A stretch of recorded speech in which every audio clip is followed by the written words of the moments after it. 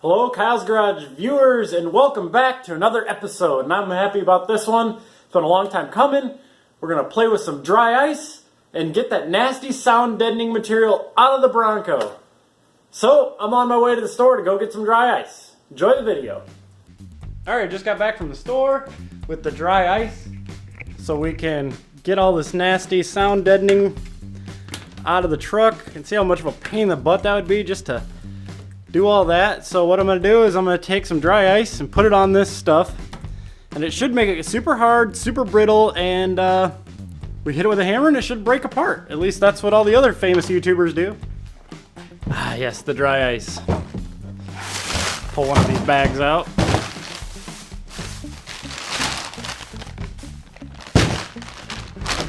Ah, it's cold.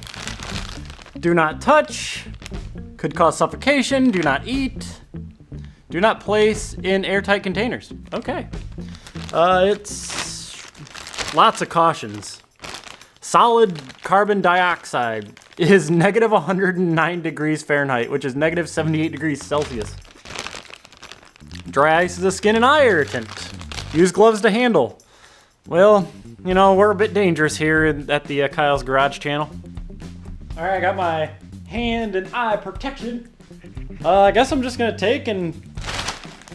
Wow, that's really cold, I can tell. Maybe take some of this here.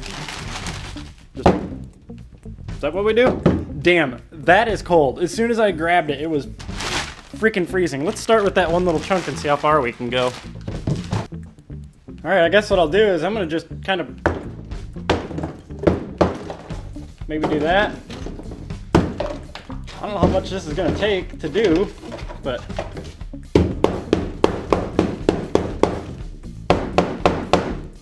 maybe let that cool down for a while. I've never done this before with dry ice, so yeah, I'll give that some time to wait.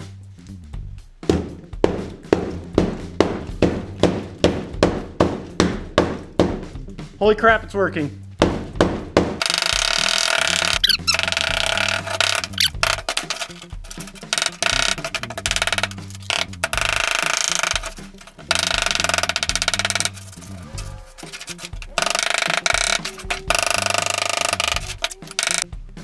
It actually seems to be working really well. And I'm gonna go ahead and just work kind of off camera, beating down some of this stuff and putting the dry ice on it, and yeah. I'm just gonna keep on keeping on. All right, this is actually going really well. Look at that. There's clean metal under there. But yeah, it's real cold. If I put my hand anywhere near it, it starts to steam. It's pretty cool.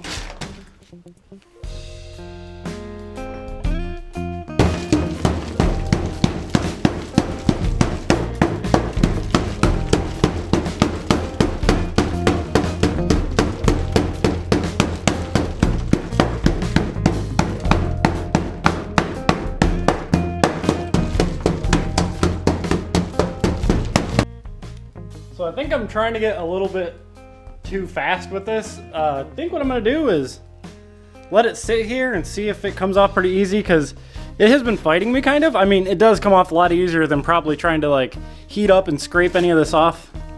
But I do have a scraper, which actually that's not even a piece of sound deadener, that's a screw. But anyways, I think I'm gonna end up denting the crap out of all the whatever's left that's good. So what I'm gonna do is I'm just gonna let it sit, and I'm gonna go have a beverage and come back, and hopefully this will all just kind of come out. All right, I've been just waiting for the dry ice to do its thing, and anywhere where there was like rust underneath the sound deadener has been coming right up, so that's been nice.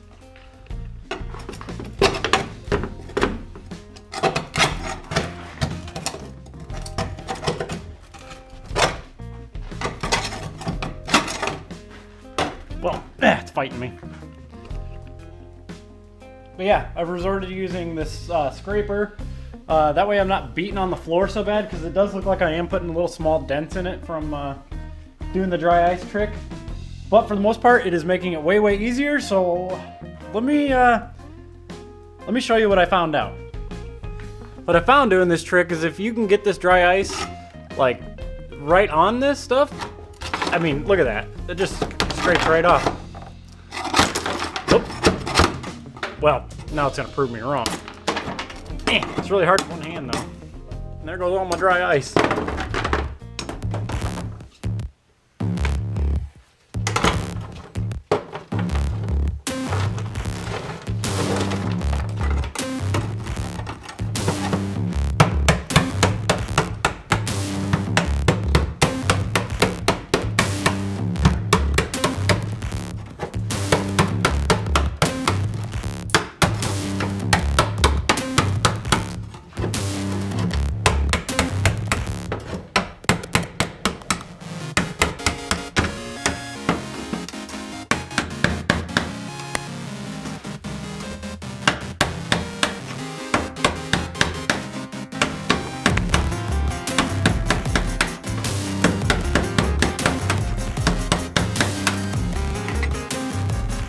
So anyway, you get the idea. I'm gonna keep on going and see how far I can get.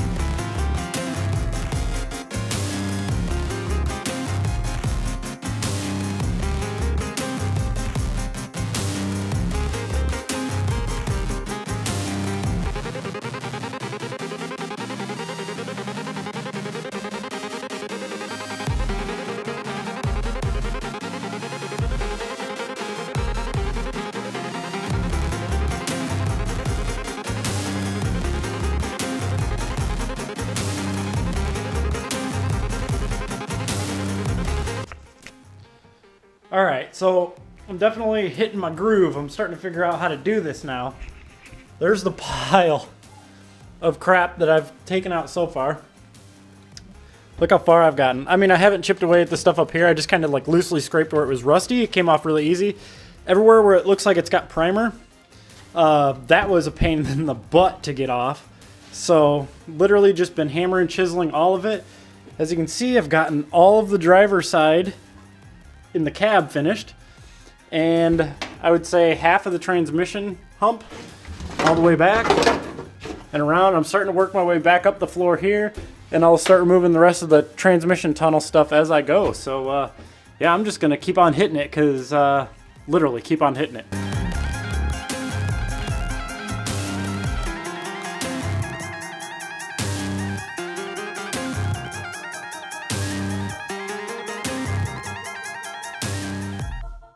Alright, I've been letting this dry ice sit for like a while, and it's gotten so cold it's almost just got all this frost.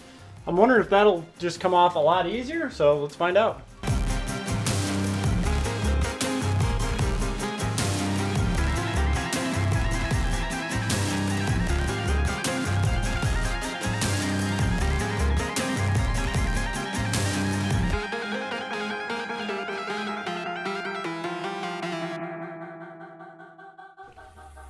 Alright, well, I've gotten pretty far.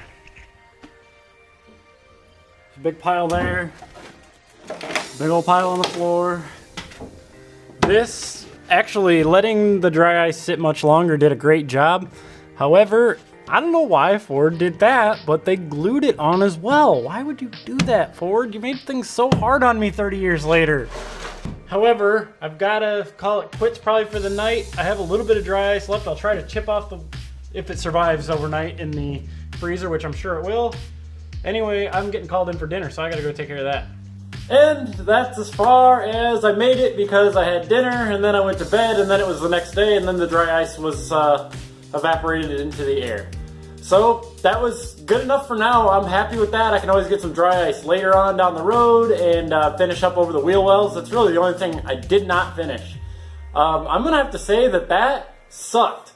I'm sure the dry ice helped a lot, but still, that job is horrible. I think that's so far been the worst of the project so far. Like, all the nasty stuff I've went through and pulling engine and all that, that is the most tedious, most disgusting thing I've done yet, was pull all that nasty sound deadener out of there. But it's out of there. Gets me one step closer to being able to clean up the floor, at least grind it down so I can weld the body structurally a little bit more strong so we can get the body off the frame. So yeah, lots of work still to come. So till then, guys, take care, and I'll see you next time.